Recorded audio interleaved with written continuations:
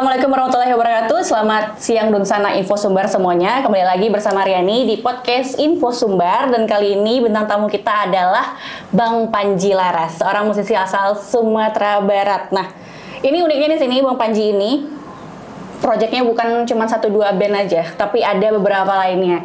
Daripada lama-lama, mending kita langsung aja bertanya kepada Bang Panji, kenapa tiba-tiba banyak banget nih proyeknya ya. Jadi sebelumnya Riani kasih brief information dulu. Bang Panji ini adalah seorang musisi asal Padang, pemenang Ayam Tree Collaboration Talent Hunt.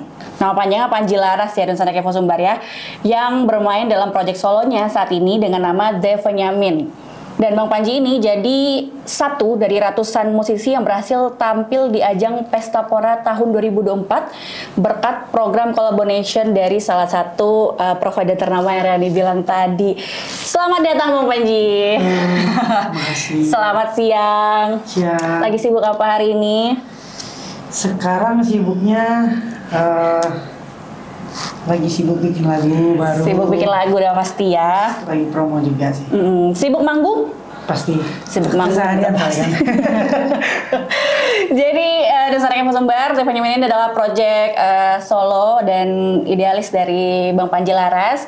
Kalau misalkan teman-teman Info Sumbar atau teman-teman di Padang khususnya mengenal Bang Panji dari band Happy Soda. Nah sekarang Bang Panji ini punya proyek solo namanya The Benyamin. Lebih baik kita mengenal The Benyamin lebih dalam ya, karena ini proyek yang sangat bagus karena baru-baru ini juga tampil di ajang Pesta Pora tahun 2024. Nah, Abang bisa nggak ceritain nih awal mula The Benyamin itu terjun ke dunia musik? Karena sebelumnya Abang ngeband kan bareng teman-teman tuh akhirnya solo gitu. Iya, kalau sekarang tuh cukup panjang sih prosesnya. Awalnya kalau dari pertama ngeband itu pas SMA. SMA udah lama juga ya? Udah main di sekolah, terus ikut festival band, terus punya band festivalan, terus ada episode juga. Oh berarti episode udah cukup lama juga? Kalau episode 2016. Oh, okay. 2016 tuh aktifnya kalau episode kan di reguleran, reguleran di kafe, juga punya karya sendiri juga sih sebenarnya. Terus tahun 2023 itu baru saya bikin Benyamin. Oke. Beda sih konsepnya, kalau episode kalau sama-sama punya karya, tapi kalau episode itu kan temanya lebih ke percintaan. Kalau Benyamin itu temanya lebih, kalau sampai sekarang itu lebih ke spiritual. Makanya itu album tahun 2023 ya Bang ya, rilis albumnya? Rilisnya 2024. Oh 2024. Cuma saya ngeluarin single pertama itu 2023. Nah dari The Benyamin itu Dunsana Info Sumbar ya lahirlah album namanya Relic in Religion. Nah itu diceritain bisa nggak Bang, itu albumnya ada berapa setlist, terus ceritain tentang apa masing-masing? Tadi kan tentang religion ya.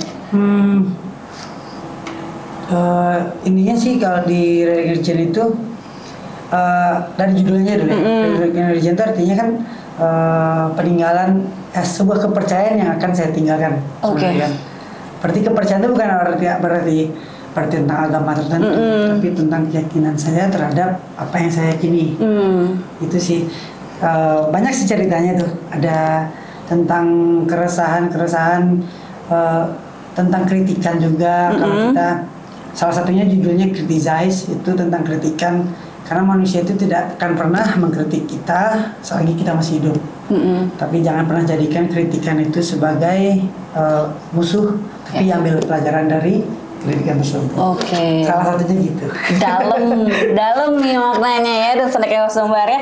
Nah ini kan udah punya album Relic and Religion, punya project namanya The Benyamin. Kemudian masuk ke dalam festival Ayam Tree Collaboration Talent Hunt. Itu bikin The Benyamin dulu, baru masuk ke proyeknya apa gimana Bang?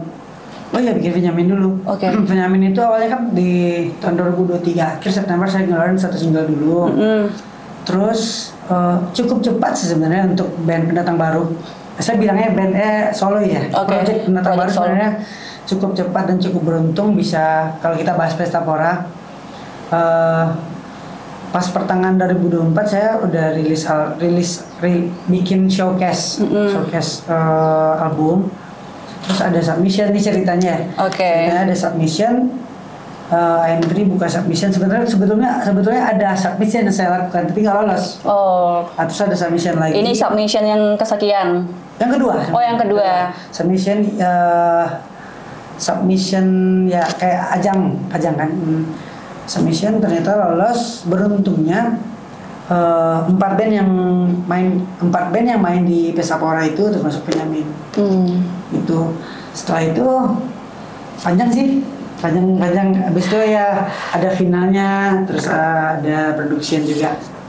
Itu saat nama abang Panji Laras sebagai The Benyamin diumumin sebagai juara 1 saat perasaannya gimana bang? Pas sebenarnya awalnya saya kalau cerita dikit, awalnya saya menyangka itu jurinya bukan Baskara. Jadi jurinya kan ada 3 tuh, ada Baskara, ada Ucup itu promotornya Pesapora. Terus ada Enrico itu salah satu produser ternama juga memproduseri Hindia. Ada Isyana Sarfati mungkin, ada banyak musisi. Pas saya sebenarnya saya nggak menyangka bisa juara, karena pikiran saya yang akan juara itu mungkin daerah-daerah bukan yang dari Sumatera. Dari Jawa. Karena di Jawa ya, Jakarta mostly gitu. Salah satunya mungkin karena biaya produksi juga kan, kita kesana juga berapa biayanya, ya realistis saja mungkin brand mungkin nggak akan ambil pusing. Gitu. Ternyata alhamdulillah juara 1. Perasaannya waktu itu 50-50. Senangnya ada, sedih juga ada nih. Bebannya ada. Bentar, kita sedih nggak? Sedih juga kan? Sedih ya. Kita cerita bebannya dulu nih Nusa Lengkap Sumbar ya, biar yang enak-enak dikit. Kalau bebannya apa bang saat itu jadi pemenang? Dibilang beban, tanggung jawab sih ya. Beban dan tanggung jawab. Bebannya saya mikir pas juara itu kan sebelum saya final itu kan udah ada juga tuh postingan Benyamin akan main di final Jakarta. Terus teman-teman pada dukungan, teman-teman musisi juga. Jadi saya merasa ada tanggung jawab untuk menang. Dan setelah menang pasti ada PR lagi. Gimana cara brand ini besar, gitu kan? Itu caranya. Itu sih yang saya pikirin. Karena saya takutnya kalau saya mikir kalau saya nggak maksimal, saya kayaknya menyia-nyiakan kesempatan. Itu sih. Bebannya di situ. Berasa tanggung jawab aja. Bawa nama Padang lagi saat itu ya? Iya, itu juga. Nah itu kan bebannya. Senang-senangnya apa nih bang? Kalau senangnya, alhamdulillah yang jelas, yang pasti senangnya berarti musik saya diapresiasi. Itu yang paling penting banget mungkin bagi seorang seniman dan musisi, musiknya diapresiasi. Mungkin bukan cuma dari sisi ekonomi, tapi mungkin apresiasinya lebih kerasa juga kan. Musik kita disukai banyak orang, musik kita didengerin, atau bisa dibilang dipuji juga sama orang. Karena alhamdulillah beberapa yang dibilang sama juri-juri itu banyak memberikan semangat juga, beberapa pujian juga. Saya itu senangnya. Terus setelah itu setelah juara juga diproduserin juga kan, sama mungkin ya banyak musisi yang sekarang pengen bertemu sama mereka. Dan alhamdulillah saya bisa ketemu dan malah diproduksi. Itu saya seneng banget lah pasti. Ini juga berbanding lurus sama ini nggak bang, jumlah streaming di Spotify? Streaming sebenarnya kalau saya masih belum. Makanya saya juga lakuin promosi-promosi sekarang, lagi promo-promo. Kalau streaming Benyamin sebenarnya masih kategori nggak terlalu tinggi. Makanya dari itu saya juga heran juga bisa menang. Karena waktu itu dari 12 finalis yang di collaboration itu ada satu band yang streamingnya 2 juta, banyak banget. Tapi di daerahnya, bukan dari Jakarta, bukan dari Jakarta. Streamingnya cukup tinggi. Saya merasa dia yang menang kan. Pasti kalau brand tuh nggak ambil ribet, ya udah tinggi streaming aja kan. Terus ada juga dari Jakarta juga bagus juga streamingnya. Itu sih akhirnya kalau Benyamin sekarang kalau streaming belum begitu tinggi. Dari tadi kita sudah bertanya nih ya Nusa Lengkap Sumbar tentang The Benyamin, tapi ada satu hal yang belum berani tanya. Ini The Benyamin itu sendiri genre musiknya seperti apa bang? Kalau genre, kalau saya bilangnya rock. Cuma beberapa orang yang bilang itu tuh ada popnya sedikit. Jadi kalau dibilang pop rock, ya bisa dibilang pop rock juga. Bilang rock alternatif bisa juga. Kalau rock bukan kayak, mungkin rocknya bukan kayak rock yang distorsi, lebih ke popular rock sih kayaknya. Popular rock ya. Tapi kalau popular rock bisa dibilang itu adalah genre yang cukup awam di telinga para pendengar. Asing bukan ya? Mungkin ini ya Bang ya, segmented. Ya segmented. Segmented gitu ya. Ya kalau dengar lagu Benjamin sekilas ya akan iya sih. Jadi bagi sebagian mungkin pendengar musik di Sumatera Barat itu akan terdengar segmented. Ya, betul. Bisa jadi ini adalah salah satu penyebab juga kenapa mungkin streamingnya masih masih belum naik. Nah, mungkin buat Dunsana Kepo Sumbar yang penasaran sama musik-musiknya The Benjamin nanti bisa bisa streaming langsung di platform musik-musik online favorite kamu digital gitu ya. Kita balik lagi nih Bang ke Project Benjamin, kan tadi udah punya album satu album berarti ya, Relic in Religion. Yang udah ditulis dari tahun 2023. Iya. Ditulis 2023, dirilis di tahun 2024. Tulisnya sebenarnya udah jauh lagi sebelum jadi pas project episode itu saya udah bikin musik-musik Benjamin juga sebenarnya. Tapi belum siap untuk mengeluarkan karena ini musiknya sedikit segmented kan. Belum siap juga karena kesibukan band juga waktu itu. Kalau ditulis sebenarnya udah cukup lama tapi saya lupa. Proses kreatifnya seperti apa? Apakah ada mungkin teman-teman yang membantu gitu? Apakah ada mungkin orang-orang sekitar yang jadi inspirasinya? Karena tadi Abang bilang itu tentang kepercayaan kita kan, Relic and Religion. Kalau prosesnya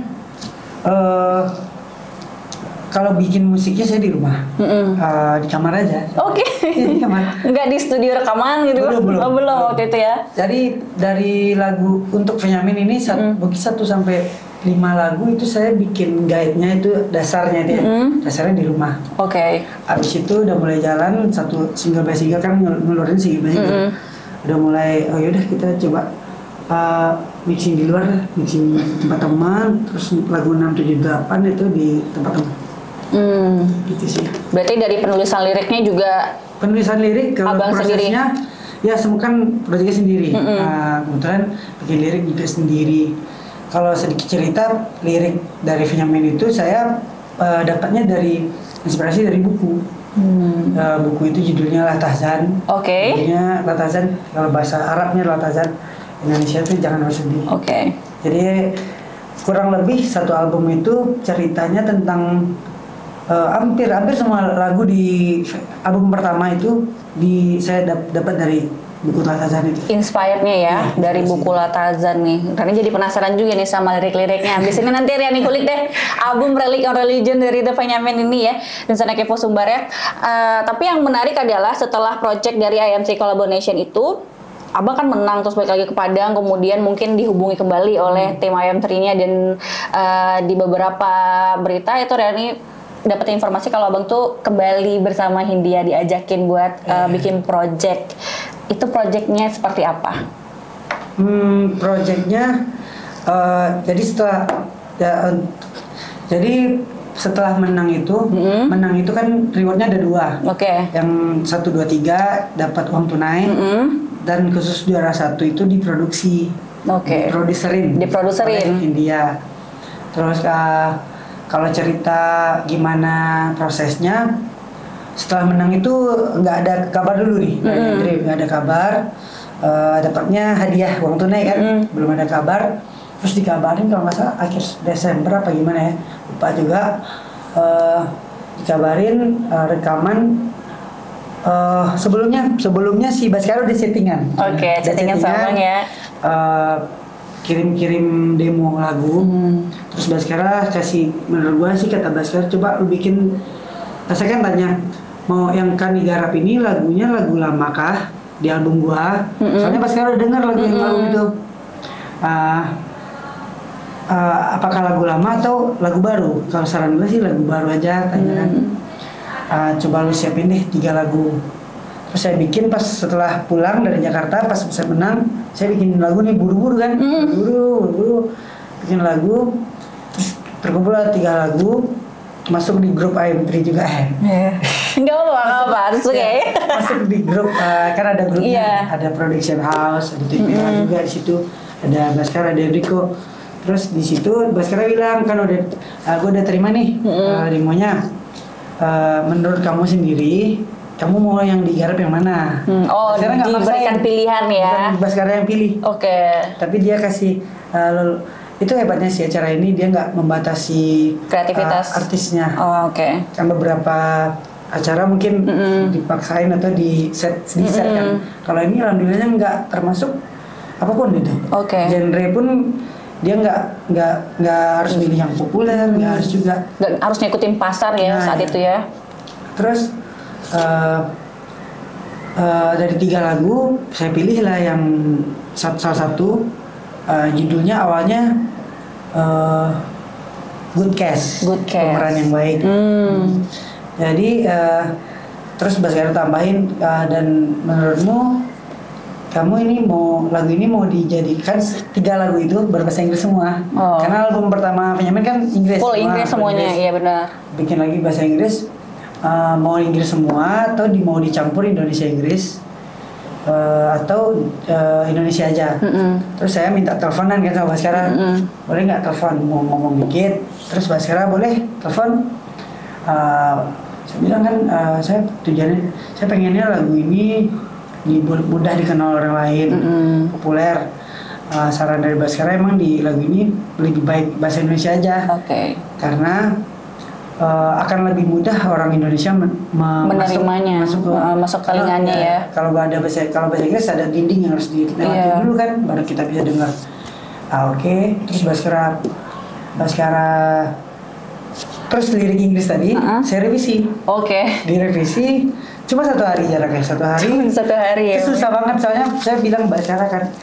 Kalau bikin Inggris sejujurnya gue nggak terlalu jago bikin bahasa Indonesia untuk tema ini. Tapi kalau projectnya yang dulu kayak lagu dari Happy Soda kan cinta-cinta semua itu masih bisa. Masih bisa ya. Tapi kalau untuk temanya Benyamin ini kan agak ada arah-arahnya ke spiritual.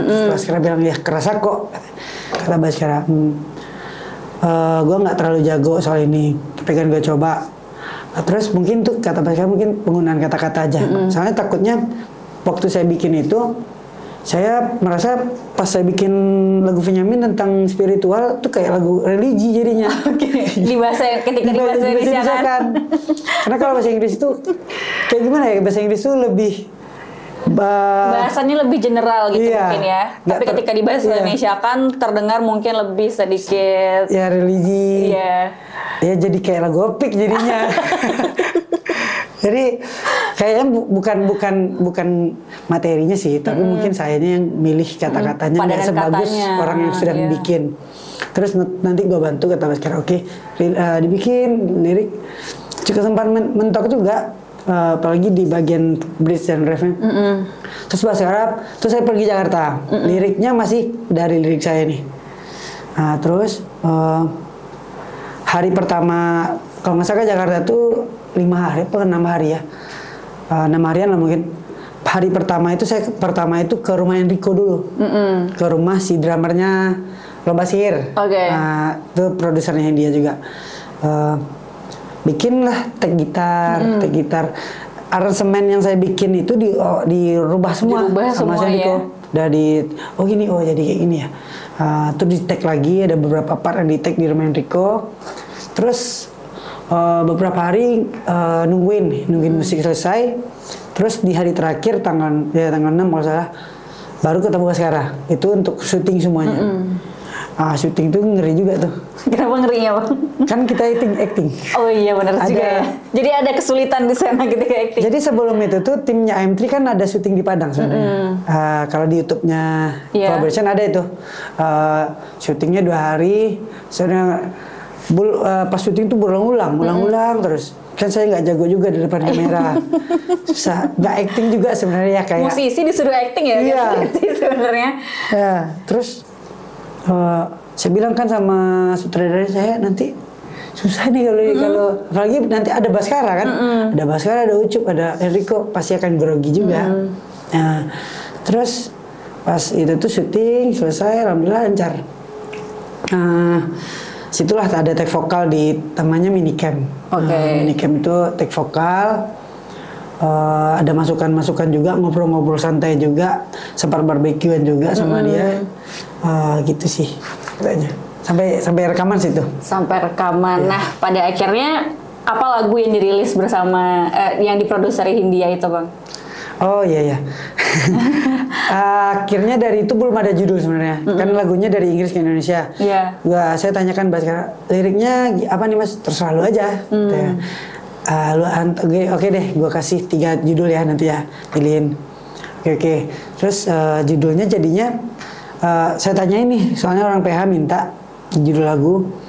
Gimana Mas, judul gimana? Kalau menurut gue nih, saya bilang kan keramaian yang liar. Oke, nggak masalah. Bebas aja kan lagu lu katanya. Keramaian yang liar judulnya. Oke. Akhirnya lagu itulah yang dipilih untuk dirilis. Baru rilis tanggal 15 kemarin. Tanggal 15 Mei. 15 Mei. Iya Mei ya? Ya Mei kan? Bulan ini. Bulan ini udah Juni ya? dong. Iya. 15 Mei. Berarti lagu full bahasa Indonesia, boleh Bang sambil minum. Lagu full bahasa Indonesia, ya. Keramaian yang Liar, diproduseri oleh Hindia. Gila, keren banget loh musisi asal Sumbar yang satu ini. Ya kan? Juga. Nggak boleh merendah loh Bang kita. Tapi nih dari seluruh perjalanan karir Abang nih selama belasan tahun ngeband, bikin project sendiri ya. Apalagi let's say sebagai musisi daerah gitu kan. Musisi daerah yang memang memulai dari festival-festival, dari panggung ke panggung. Sampai akhirnya masuk Pesta Pora di tahun kemarin. Menurut Abang apa sih tantangan terbesar musisi daerah ini masuk ke panggung industri Indonesia? Maksudnya tuh apa tantangan terbesar Abang sebagai musisi daerah itu masuk ke panggung industri musik Indonesia gitu? Tantangannya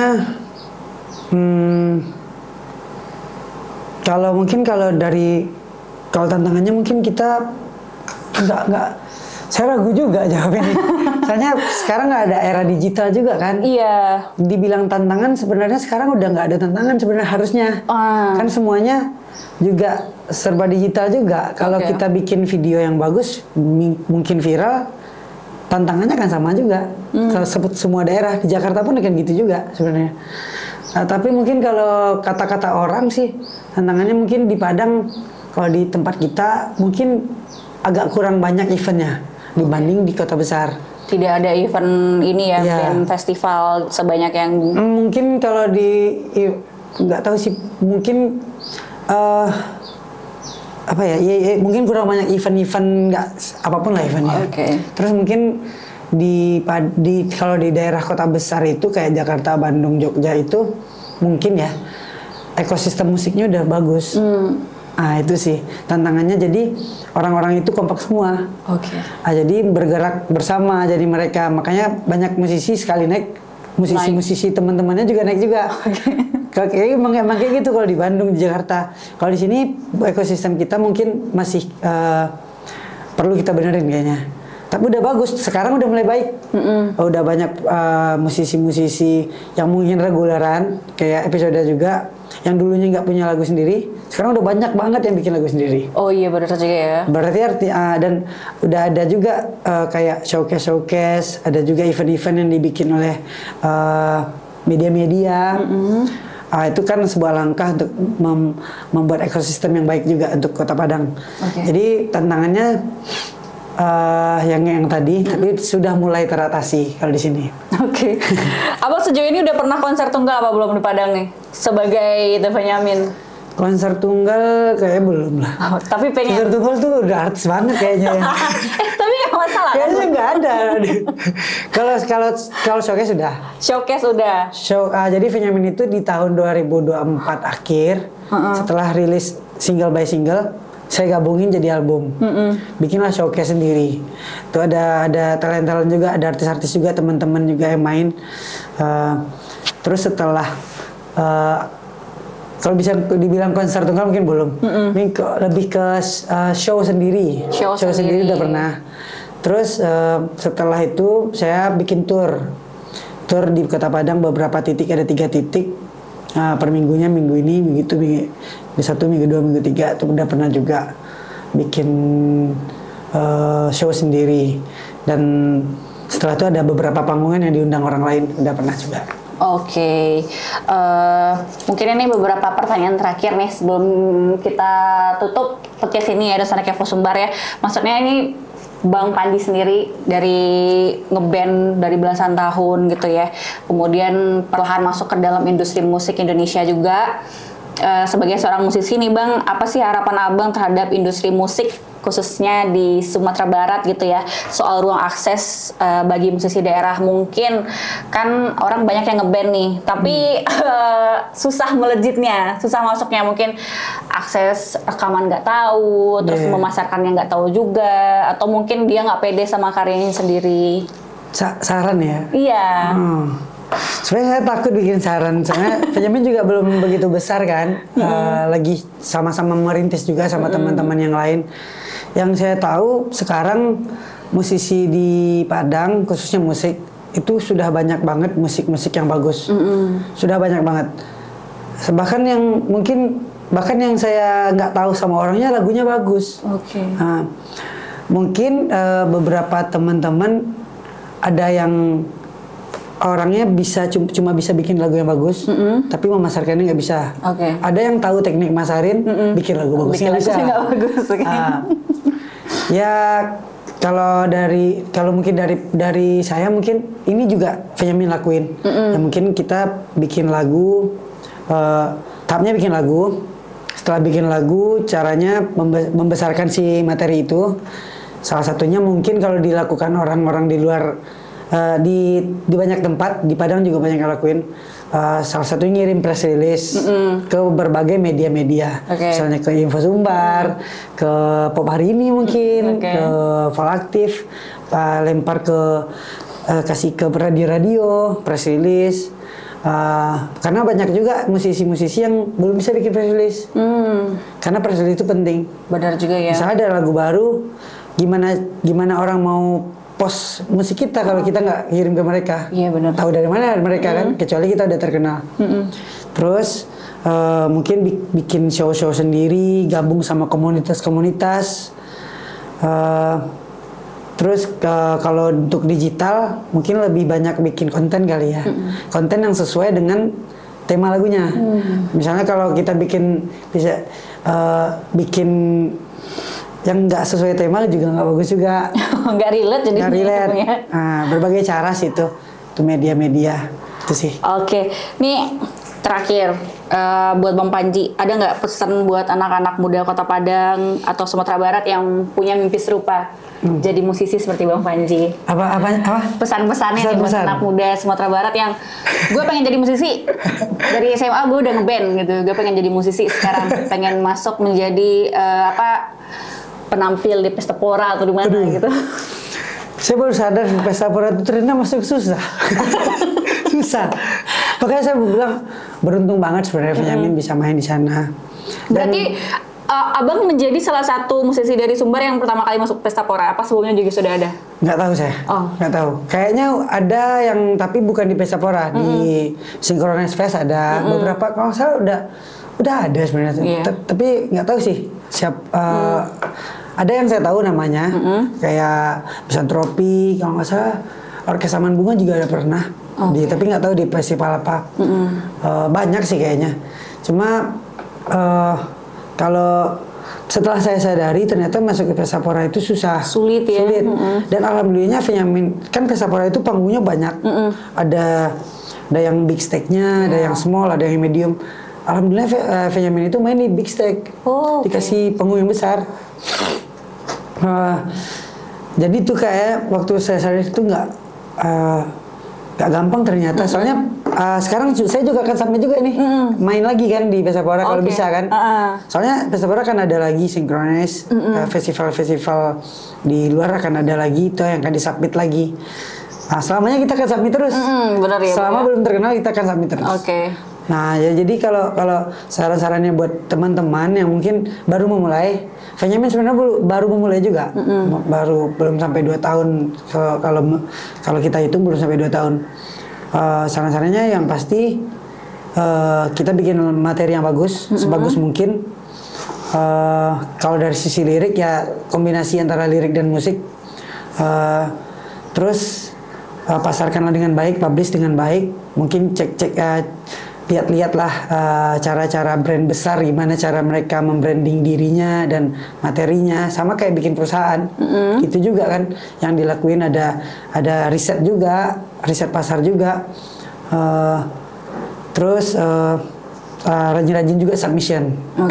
Karena Benyamin main di Pesapora itu berkat submission. Jadi nggak boleh cepat puas dulu nih ya sama satu karya terus nggak submit lagi gitu. Karena kadang-kadang orang malas ikut submission. Kalau kita nggak coba ikut, kita nggak tahu juga keberuntungan kita di mana. Atau mungkin karena nggak submit karena nggak pede sama karyanya sendiri. Iya, itu pasti. Tapi nggak semua lagu itu pasti bagus kok.